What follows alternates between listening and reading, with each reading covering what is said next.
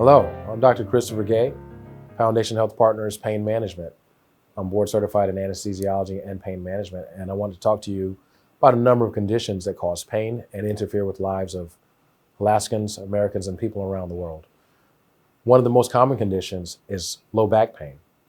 So we want to talk about what causes it, but before that, I want to give you a sense of how many people experience it.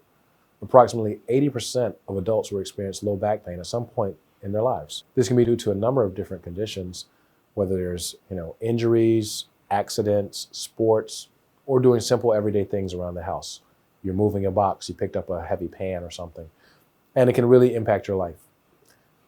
What we want to talk about today are things that you can do even before you come in to see someone like me to help mitigate or reduce that pain. Proper posture is very important. The way you sit really influences how much pressure gets applied to the discs and joints in your lower back. So when you're sitting in a chair, you want to sit up. And ideally, if you have a lumbar support pillow, you can put that behind your back in the lower part of your chair to take some of the pressure off of the low back.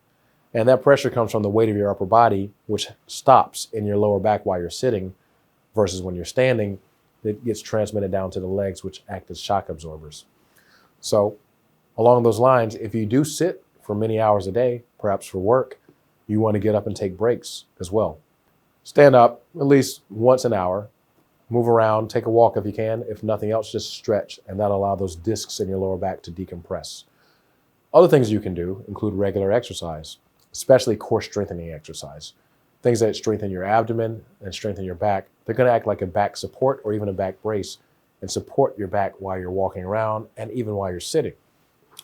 This alone can reduce back pain by up to 30% and also improve your flexibility and muscle strength.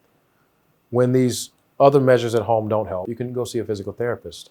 You'll likely need a referral for this, but with physical therapy, about 50 to 75% of people with back pain feel a lot better through targeted exercise, manual therapy, and education on proper body mechanics. Beyond that, you can seek help with someone like me or even a spine surgeon in specific cases. And when is that appropriate? When you have persistent or severe back pain that's affecting your activities of daily living.